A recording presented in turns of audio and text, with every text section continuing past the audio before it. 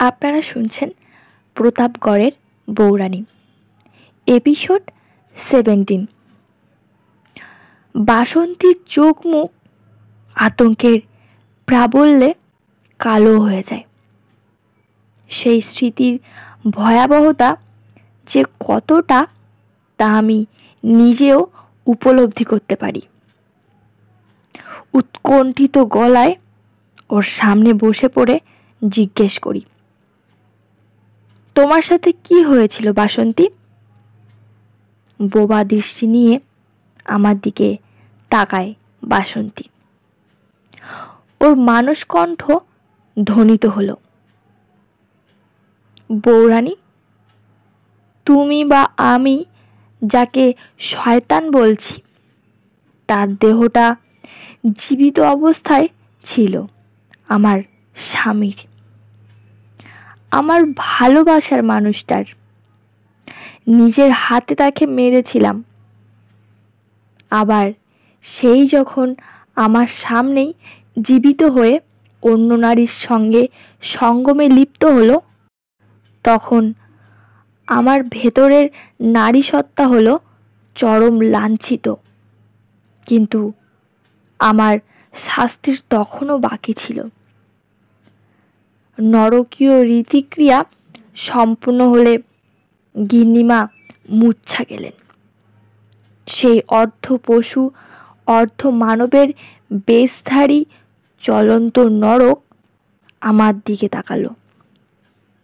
তার চোখে ভয়াবহ কামনার লেলিহান শিখা দেখলাম। ভয়ে দু চোখ আপনিতেই বন্ধ হয়ে গেল। তবে চোখ বন্ধ থাকলেও দুজোড়া ভারী পায়ের শব্দ ক্রমাগত আমার দিকে এগিয়ে আসতে লাগলে বুঝলাম এবার আমার পালা। মনের ভয়ে জীবনের শেষবারের মতো আরাধ্যকে স্মরণ করতে লাগলাম, কিন্তু লাভ হলো না। একরাশ ভেজা উষ্ণ নিঃশ্বাস আমার মুখের ওপর আছড়ে পড়তেই বুঝলাম সমন আমার ঠিক সামনে দাঁড়ানো। শরীর তখন আমার থরথরিয়ে কাঁপছে। নিজের হৃৎপিণ্ডের ধকধক শব্দ নিজের কানেই শুনতে পাচ্ছিলাম। বউরানী। অনেকক্ষণ কোনো সারা শব্দ ছিল না, কিন্তু ভেজা নিঃশ্বাস ক্রমাগত আমার সারা মুখ, গলা আর বুকের আশেপাশে ঘুরে বেড়াচ্ছিল। আর তাতেই উপলব্ধি করছিলাম সে নিজের লোলুপ ক্ষুধার্ত ইন্দ্রিয় দিয়ে আমাকে পর্যবেক্ষণ করছে খুব কাছ থেকে। বেশ কিছুক্ষণ বাদেই হঠাৎ আমার স্বামীর গলা শুনতে পেলাম। সে আমায় চোখ চেয়ে দেখতে বলছে। মরা মানুষ কথা কয় না জানি, কিন্তু একবার নয়, বারবার তার গলা শুনলাম।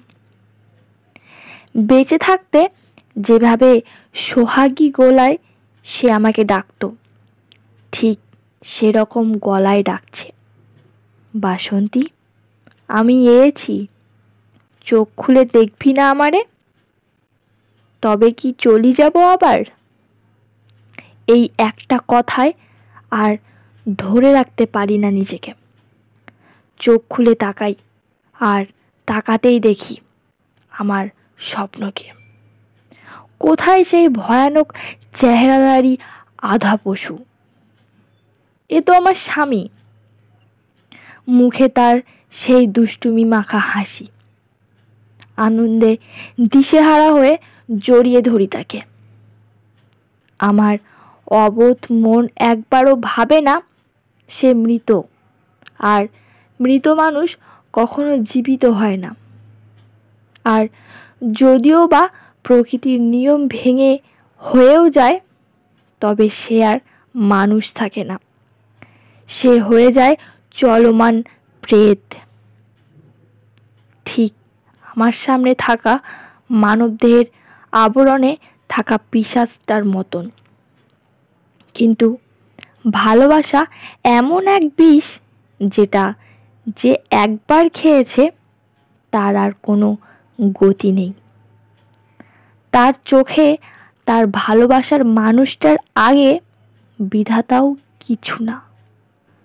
তাই তো সেদিন সব কিছু ভুলে জড়িয়ে ধরেছিলাম আমার ভালোবাসাকে। আর ঠিক তখনই ঘটল আমার সর্বনাশ। এক জোরালো সবুজে আলোয় চোখ আমার ঝলসে গেল। আমি সংজ্ঞা হারালাম। শরীরে তীব্র অস্বস্তি নিয়ে যখন বেশ খানিকক্ষণ পরে আমার জ্ঞান ফিরল, তখন ওই অঘরিণী নয়নতারা ঠিক আমার সামনে বসা। আমাকে উঠে বসতে দেখে সে বলল, এতদিন ধরে এই জমিদারির নুন খেয়েছিস, আজ সেই নুনের মূল্য নিলাম তোর থেকে। তোর পেটে যে ভ্রূণ ছিল তাকে শয়তান স্বয়ং বের করে তোর গিন্নিমায়ের গর্ভে প্রতিস্থাপন করেছে। এখন তোর ভ্রূণ তোর গিন্নিমায়ের গর্ভে শয়তানের আত্মযোগে পরিপূর্ণ রূপ দেবে। তোর এই বলিদান শয়তান বংশ পরম্পরায় মনে রাখবে। নরকে তোর স্থান হবে সবার ওপরে। কষ্টে বুক নিংড়ে কান্না বেরিয়ে এলো, কিন্তু গলা দিয়ে এক বিন্দু আওয়াজও বেরোলো না আমার। প্রাণপণ শক্তি দিয়ে চিৎকার করতে চাইলাম, কিন্তু না, এক ফোঁটাও শব্দধ্বনি রূপ নিয়ে বেরোলো না। গলার শিরা ফুঁড়ে রক্ত বেরিয়ে এলো মুখ দিয়ে, কিন্তু আমার কথা বেরোলো না। আমার দুর্দশা দেখে শয়তানি নয়নতারা খিলখিলিয়ে হেসে উঠল, বলল, শয়তান তোর বাচ্চাকে নেওয়ার সাথে সাথে তোর কণ্ঠনালীও নিয়ে গেছে। তুই ভাগ্যবতী যে চর্মচক্ষে ওকে দেখেও এখনো জীবিত আছিস, নইলে কোনো জীবিত প্রাণী ওর ওই রূপ সচক্ষে দেখে প্রাণে বাঁচে না। প্রভুর পরম কৃপা বাসন্তী তোর ওপর। তোর আত্মা এখন ওর গোলাম। তুই ওর মহাচরণে স্থান পেয়ে গেছিস। আনন্দ কর, আনন্দ কর। এই বলে আনন্দে হাততালি দিতে দিতে ওই শয়তানি নয়নতারা এই ঘর হতে বেরিয়ে গেল। ভয়ের থেকেও কষ্টে আমার বুক ফেটে যেতে লাগলো। একদিনের মধ্যে আমার গোটা জগৎটাই বদলে গেল বৌরানী। স্বামী হারালাম, সন্তান হারালাম, নিজের বাক্য হারালাম, এমনকি নিজের আত্মাটুকুও আর আমার নিজের রইল না। আমি হয়ে গেলাম অন্ধকারের দাসী, এক জীবন্ত প্রেতাত্মা। বাসন্তীর কথাতে চমকে উঠলাম।